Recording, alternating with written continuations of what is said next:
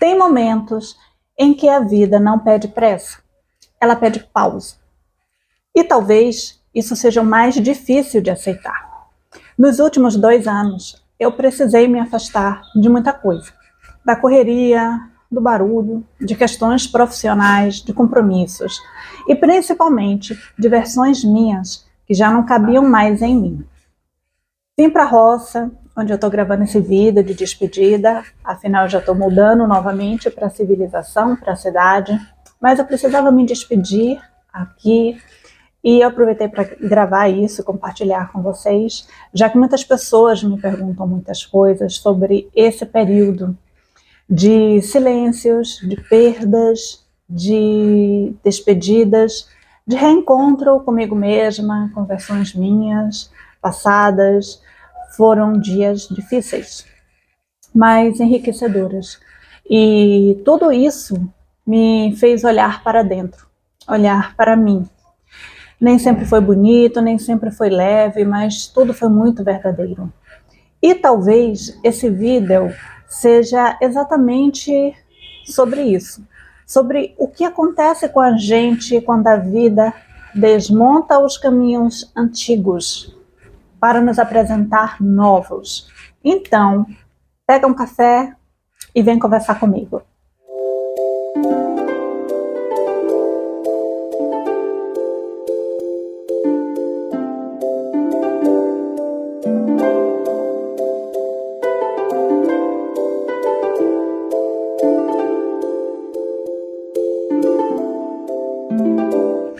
Desde quando a minha mãe partiu, eu simplesmente não conseguia mais sustentar a vida como ela era antes.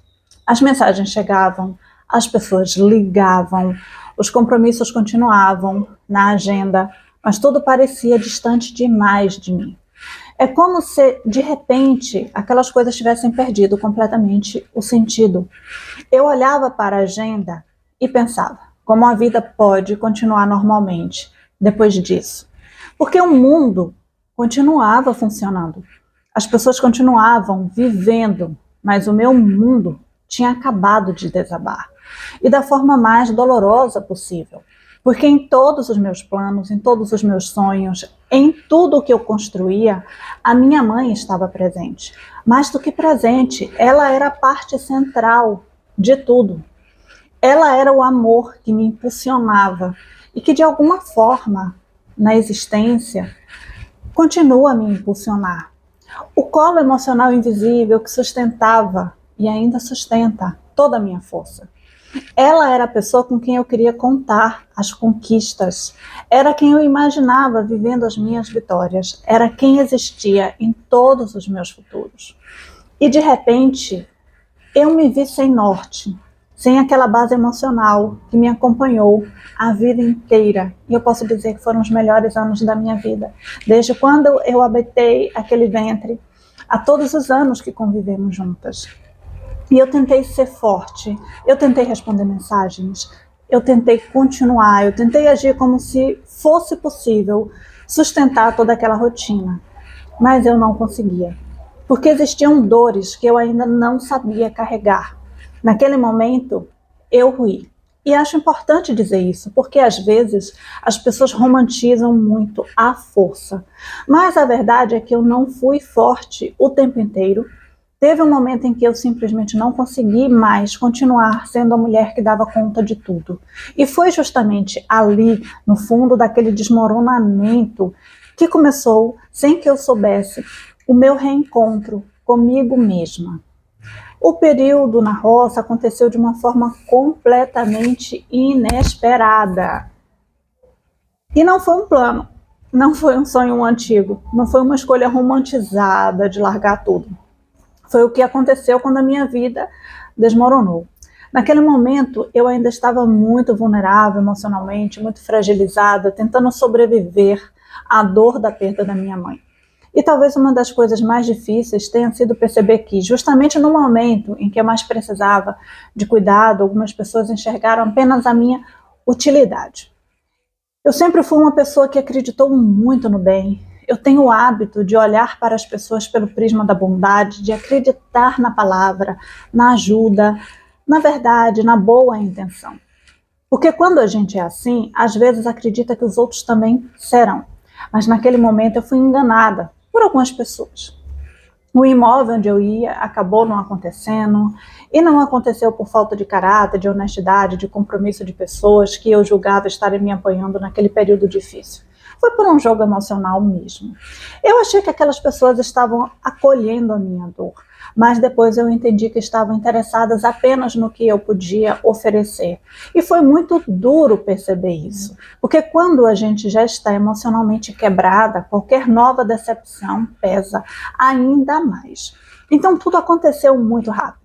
O prazo da mudança chegando ao fim, um final de semana inteiro pela frente, eu sem ter para onde ir, eu não queria me hospedar na casa de ninguém, não queria me sentir um peso, não queria invadir espaços. E foi assim que a roça apareceu na minha vida, como a única porta que se abriu.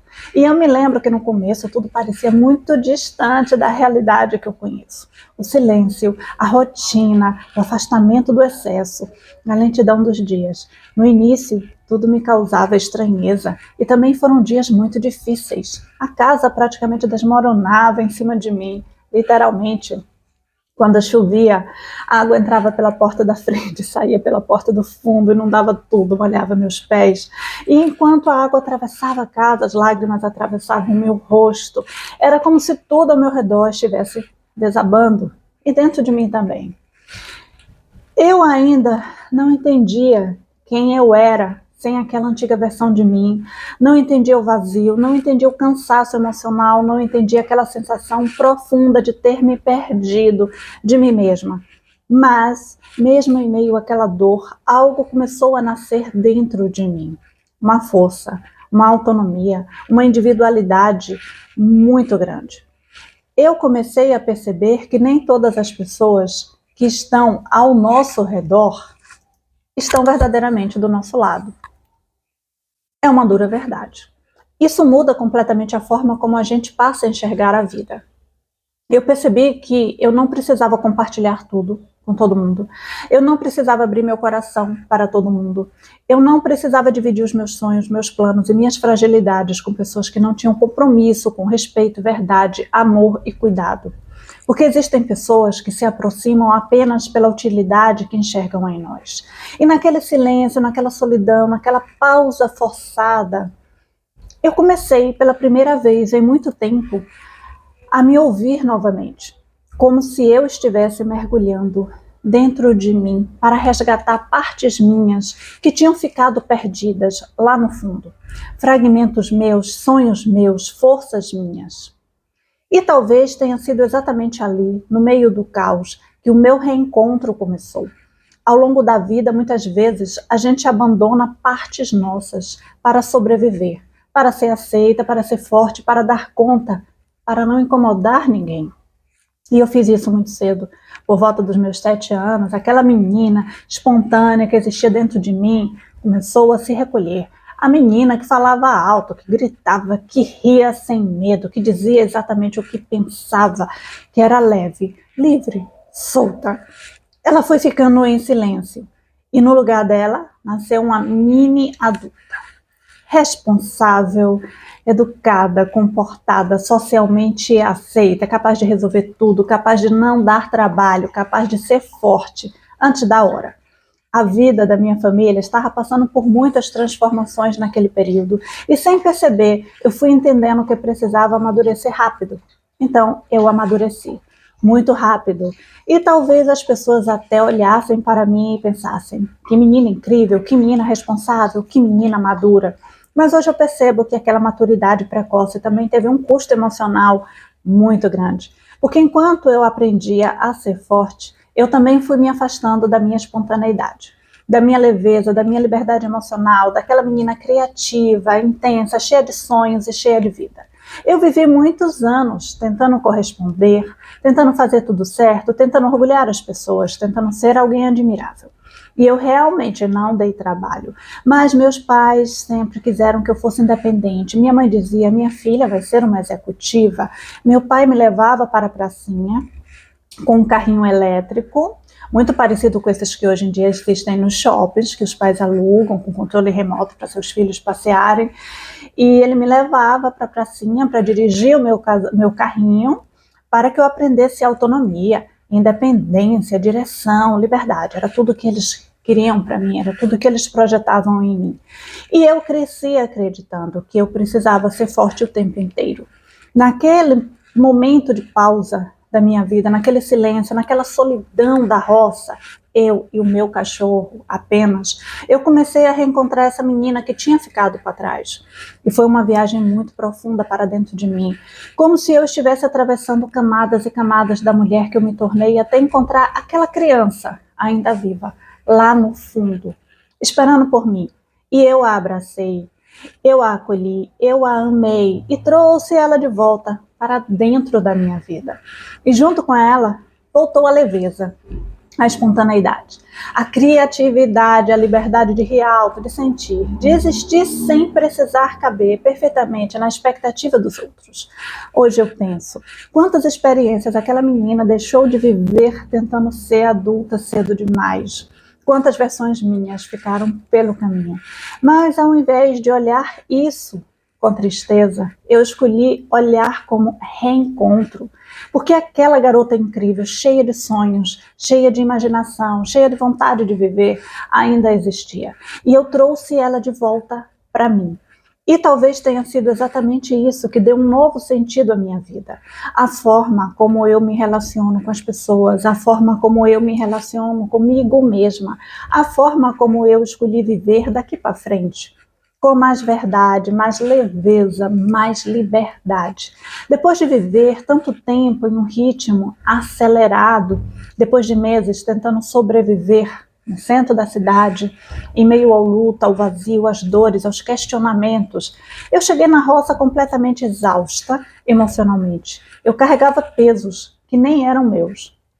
Batalhas familiares, sobrecargas emocionais, responsabilidades, tentativas de sustentar tudo enquanto por dentro eu ainda tentava entender como continuar existindo depois de perder a minha mãe. E foi naquele silêncio, naquela pausa, naquela vida simples que eu comecei a voltar para mim. Como se a vida estivesse soprando delicadamente. Respira, você está viva. E eu comecei a reencontrar prazer nas pequenas coisas.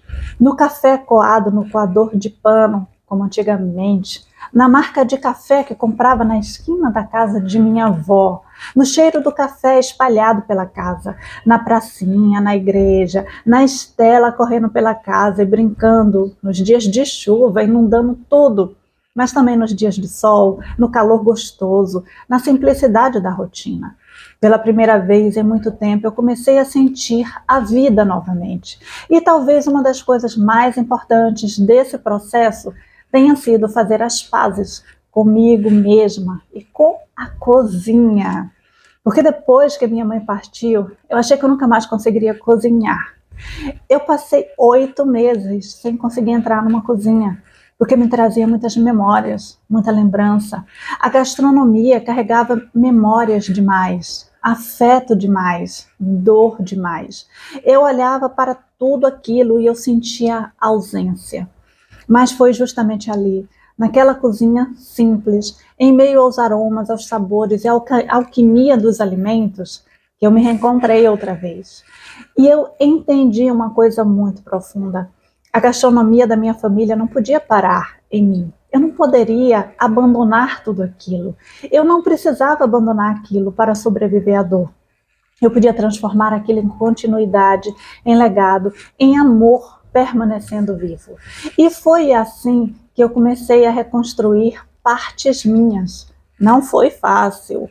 E ainda hoje, eu acho que uma das coisas mais difíceis da vida é reaprender a respirar sem culpa.